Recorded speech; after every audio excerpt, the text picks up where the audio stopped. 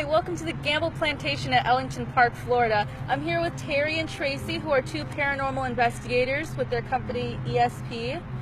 So we're here to talk to them and interview them and ask them about their experiences. So why don't you guys go ahead and introduce yourselves. Well, my name is Terry, and ESP, Explorers of Spirit Phenomenon. We started back in 2009. It was started by Dr. John Head, who's a local physician in Bradenton, and myself, Terry Rohde. And we have always had interest in the paranormal, so we started our own team so that we could go out and explore it on our own. That's so great. So how did you guys end up becoming a team together, the two of you? 2 years, 2.5 years ago, I went to lunch with Terry. We've known each other for a long time. We worked together for many years, and she showed me a video of a cat, a ghost cat, and I was hooked. The next time they went out on an investigation, she invited me to go, and I've been going to everyone ever since. So that's so good. So what made you guys want to become paranormal investigators? I don't even know if it's like we sat down and consciously went, ooh, we want to become paranormal investigators. I think it was more, I really think for both of us, a calling that we felt since we were children. And I think we've always been very connected to the spirit community, the spirit realm, and for different reasons. For me, I lost my father when I was 8, and I think when you suffer a loss very young, you question, well, how did that happen? Why did that happen? Where did he go? Is he okay? So I think that's what first got me involved, but also my family heritage, because I think it's in your genes. My great-grandmother was a tarot card reader and a snake charmer from back in the Carney days. My grandmother ran Carney's, and they both retired to Gibsonton, Florida. And so I feel like that's kind of in my blood. my first time I had an experience, I saw an apparition when I was 6.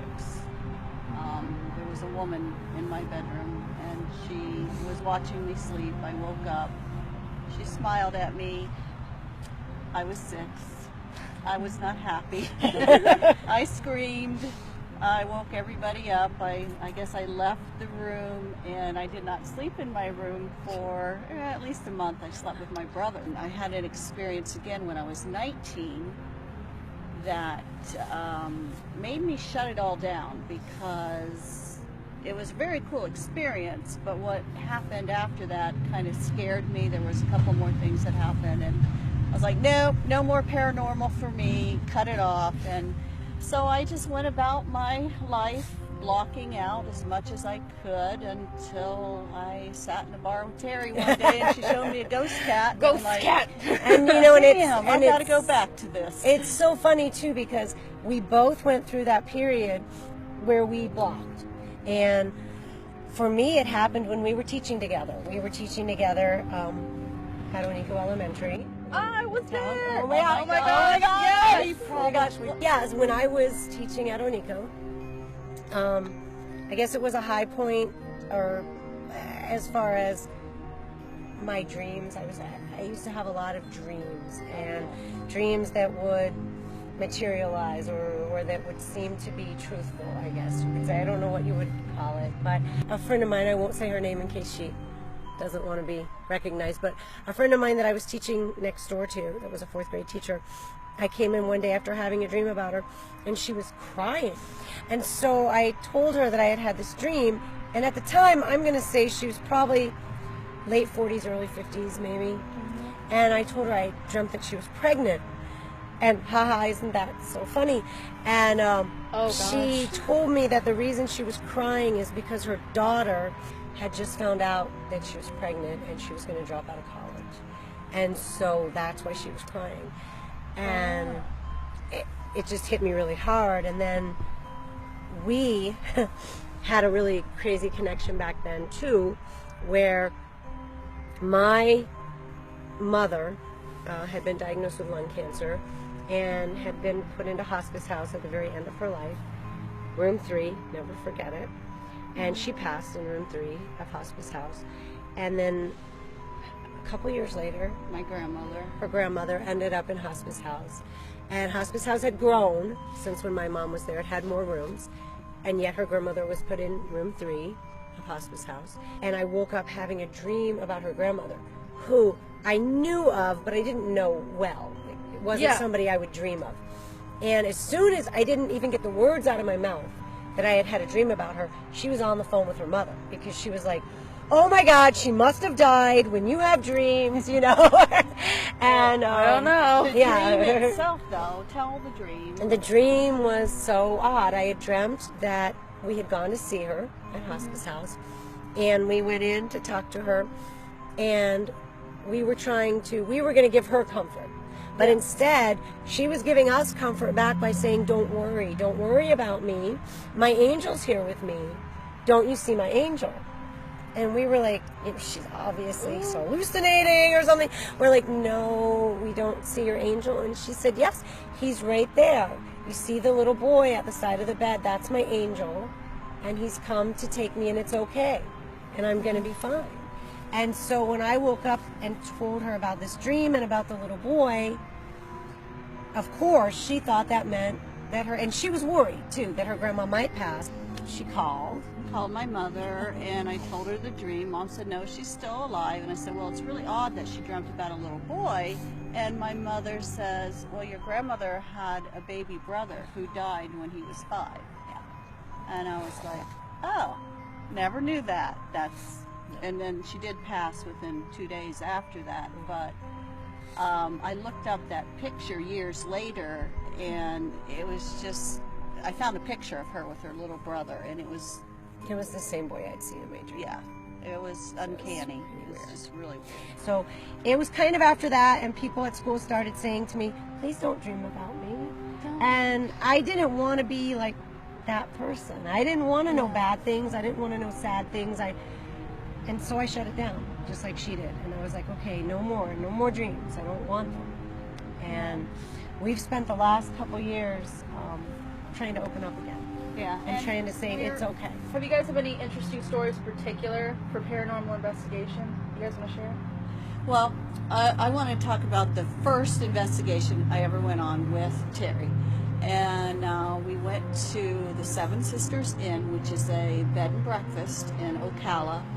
Amazing place, beautiful Gorgeous. place. And within 30 minutes of getting there, we were upstairs in the Egyptian room, because all the rooms were themed, and we were setting up the equipment, and I was just looking out in the hallway, and I saw Doc walk by, and I yelled to him. Doc's the other member of our team, and I said, hey Doc, we're in here.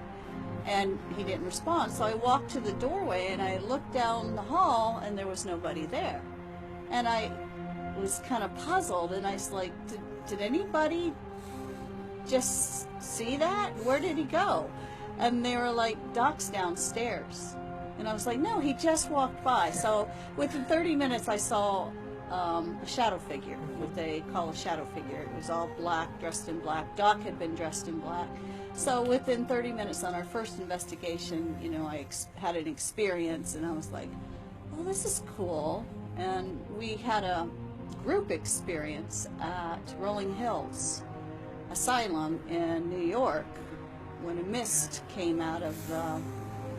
Out of nowhere, at the end of the night. Yeah, it was crazy.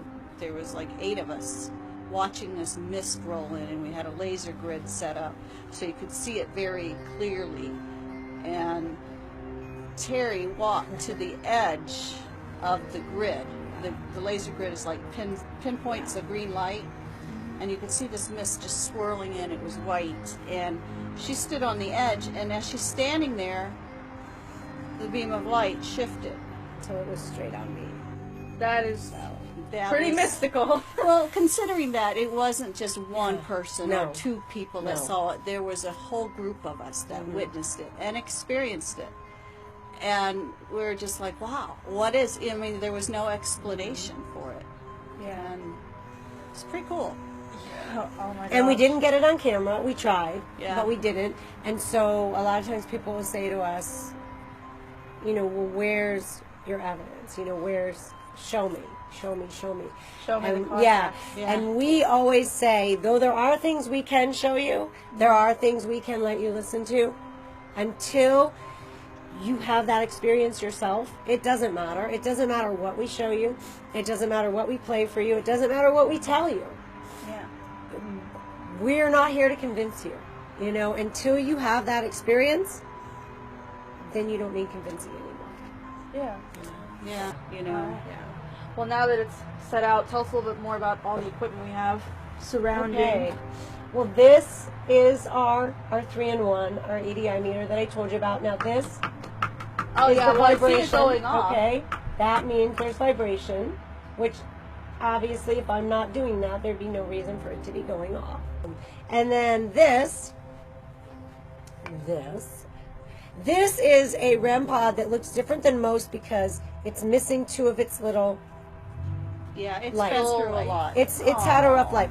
This REM pod has been knocked over, knocked down, not by me. Ooh, Um, ghosts. yeah, we have this one place that we investigate. It's a ghost town in the Ocala National Forest. There's some weird stuff that goes on there, and it was knocked off of a mantle and broken. No one was around it. We were around it, but we didn't touch it.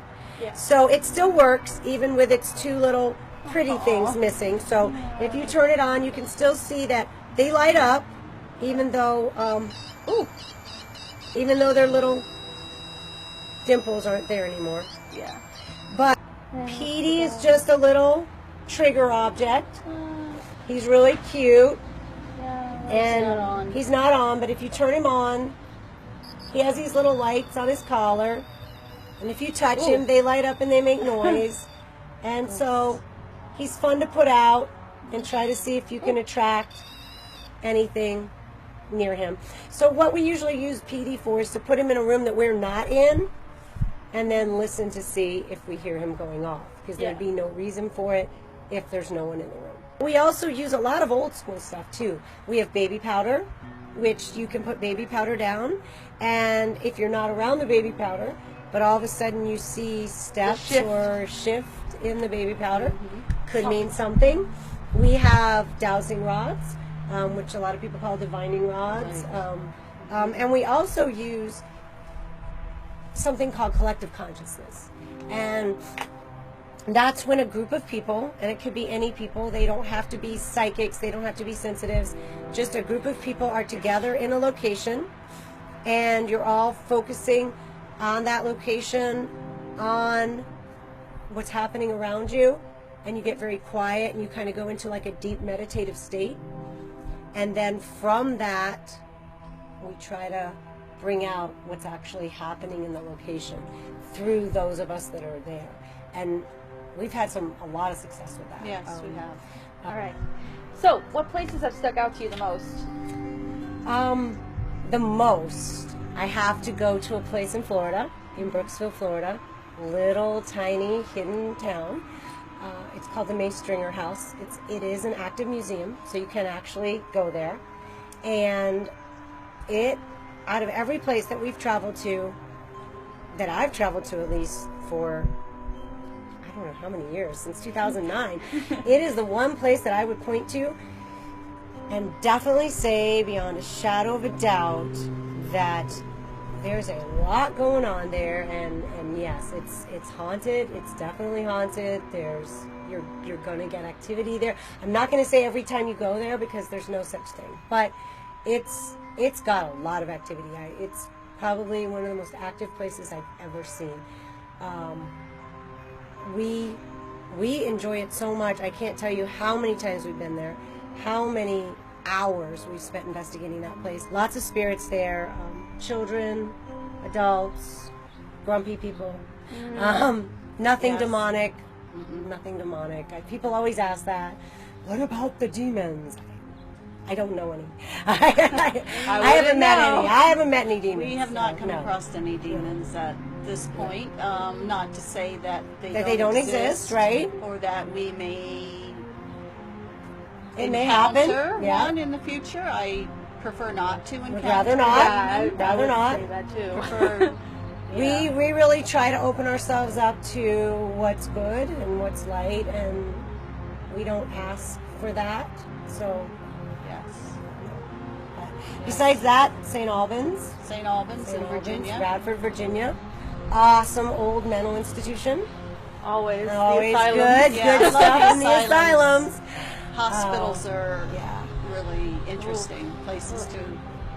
Yeah, and it's got the creep factor. I would hate to go through life thinking that this was all there is. I mean, not that this isn't good, but We there's got it so pretty much good more. up here. Yeah, but there's more. There's so much more.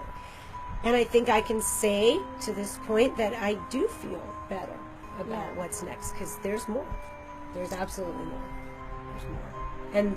And I think that one of the things that if it was ever possible to do, if we could ever bridge that gap between the spirit world and the living world, that would just be amazing. I think a lot of people would find closure, for sure. So do you feel the same way? Oh yes, yeah. There's got to be more. More. There is more. There's more. I know. I feel I it. feel it. I've had too many experiences to not believe that Yeah. there's more. I think that's great. I can definitely relate to that too, a little bit with my experiences in my family too. So last question, what do you guys say to the skeptics of the world?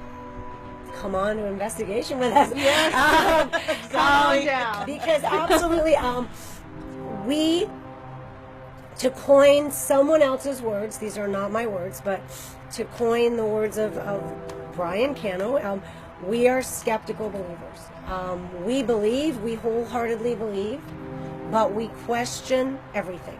We never peg anything as being paranormal until we've ruled out every normal occurrence that could possibly cause that to happen. And then we look at each other and go, well, maybe there's more to it. But I think you need to be a little bit skeptic. I think if you're doing what we do and you're not skeptical, then you're not going to be as effective of an investigator. So come on, So check come out on down. Yeah. Check out their website. What is the website? espexplorers.com. Very easy to remember. And our Facebook page is, you just Google ESP Explorers. It's Explorers of Spirit Phenomena, but you don't need the whole word. If you just Google ESP Explorers, it'll pop up on Facebook. Like us, follow us. We have a YouTube channel do? as well. We Yes. we don't I'll have a lot definitely of be checking videos that out. Yeah. but we are working on getting more videos up. We do a lot of live feeds through my personal Facebook page. We usually share them on our ESP page, but we usually do them through my personal page, which is Terry Rohde. If you just Google Terry Rohde, ROHTE. We're going to be doing them all summer. We're going to Yes. be live all summer. They nickname us. They call us Thelma and Louise, the Thelma and Louise of the paranormal. Yeah, we've got a bunch of cute little nicknames. Yes. Well, I can definitely appreciate it. Well, thank you, Terry and Tracy. Thanks for having us. So go check them out on their website. Facebook, Instagram, Twitter, all of that. Oh, we've social got it all. media. Yep. So thank you so much, and goodbye from Gamble Plantation at Ellington, Florida. Bye.